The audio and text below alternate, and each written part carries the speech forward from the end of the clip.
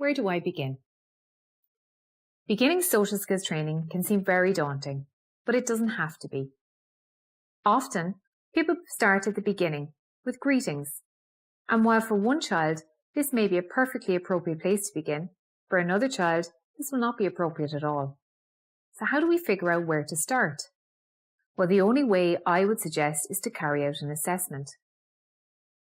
In the next 2 slides, you'll see some examples of tools which can be used to assess social skills, who they're aimed at, and where you can source them.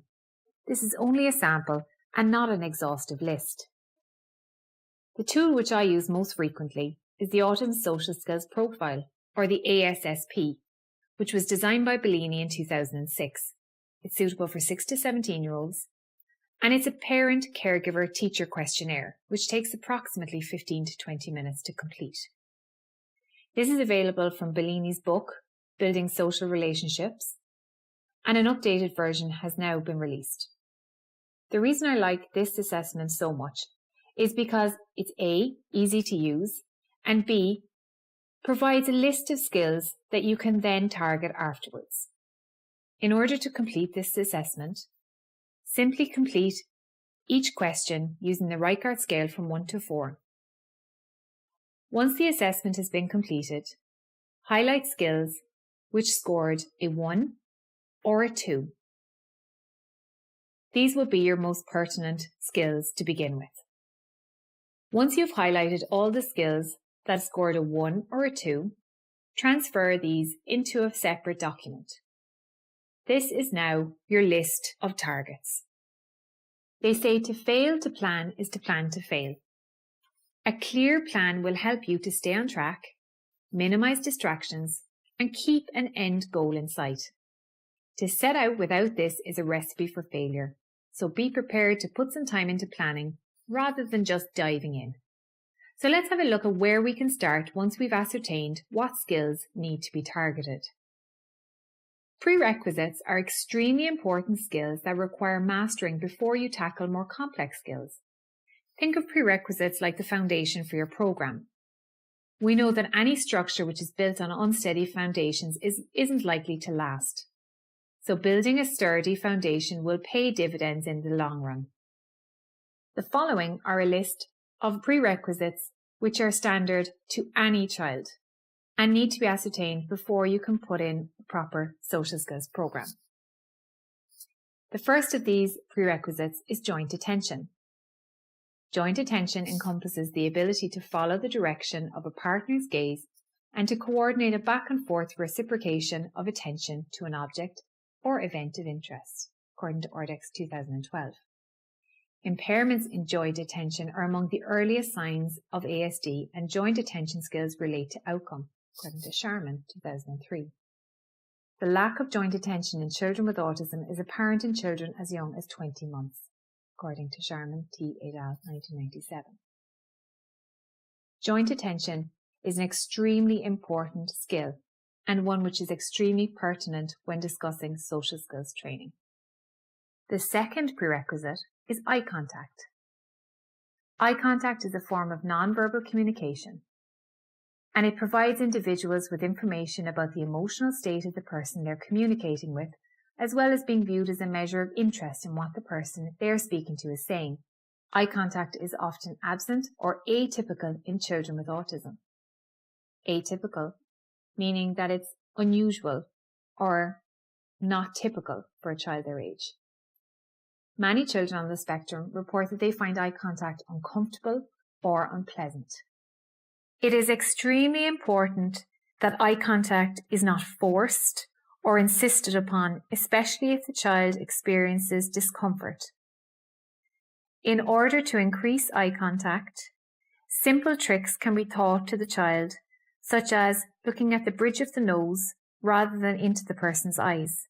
In order to increase eye contact, we simply ask the individual to give us slightly more eye contact than they were previously exhibiting, and we move slowly from there. Please be mindful when carrying out any sort of training in this regard that you do not push or insist upon more eye contact than the person is comfortable with giving. We move slowly and at the individual's pace, And if all they can give us is momentary eye contact, then that will have to suffice.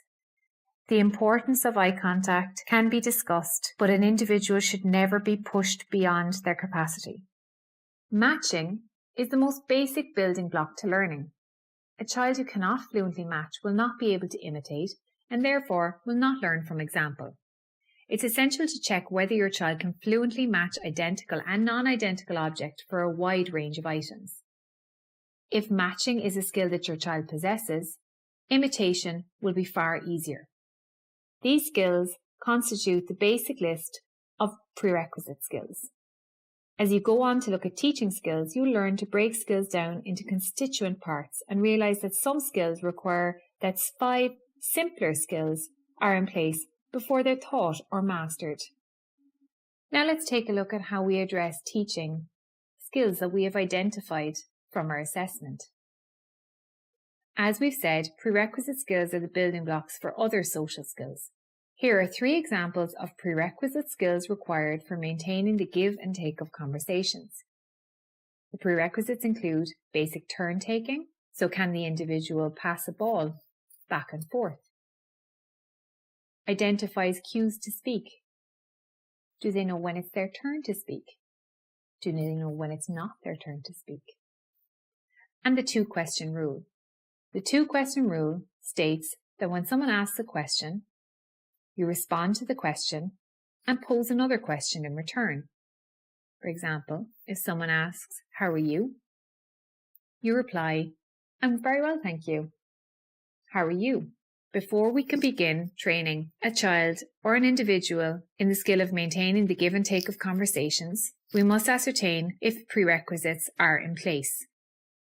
Once these prerequisites are in place, we can then teach the individual the skill in a more generalized way. This list is not exhaustive. Other prerequisite skills which may be required would include: do they know how to ask a question? Do they know how to make comments? These are all integral parts of maintaining the give and take of conversation. But the prerequisites needed for each child will be different, as some skills may already be acquired and be generalized.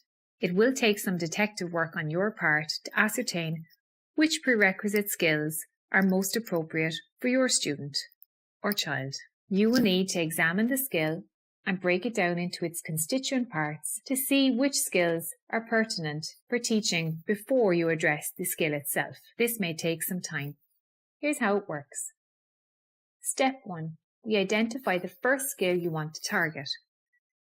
This skill will have been identified in your assessment by scoring a 1 or a 2, meaning it's in great need of targeting.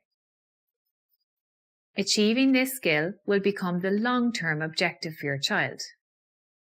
It's a long-term goal and will take time to acquire and generalize. Step 2. To achieve this, you need to break down the skill into smaller, more manageable steps. Start with a step that is easy to achieve. It's important for the learner to experience success and praise. These simpler steps will become the short-term objectives. As you can see, the short-term objective that we have decided on for the individual in the example below is that the child will answer a question when asked. This may seem an extremely simple step, but it is an integral part of maintaining the give and take of conversations. Once this short-term objective has been met, we will then move to elongating the conversation, perhaps by including the 2-question rule. Therefore, when the child is asked a question, they respond and then ask another question in return.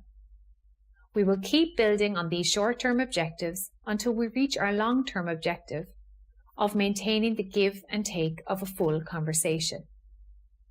We may place a time limit on this to make sure that we have exactly reached what we consider to be a full conversation.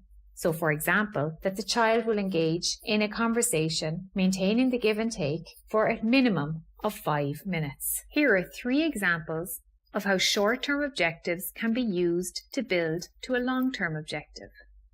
Let's focus on example 1. The objective is to teach the learner how to recognize facial expressions in other people. The first short-term objective is for the learner to discriminate between happy and sad faces. You can then introduce other facial expressions as a new short-term objective while working towards the long-term objective of recognizing facial expressions in others. You may start with simple computerized drawings before moving to real faces. This is completely up to you and will only be decided by looking at the learning style of your student. Let's move to the fourth presentation of our social skills training series and look at the complexities of teaching social skills.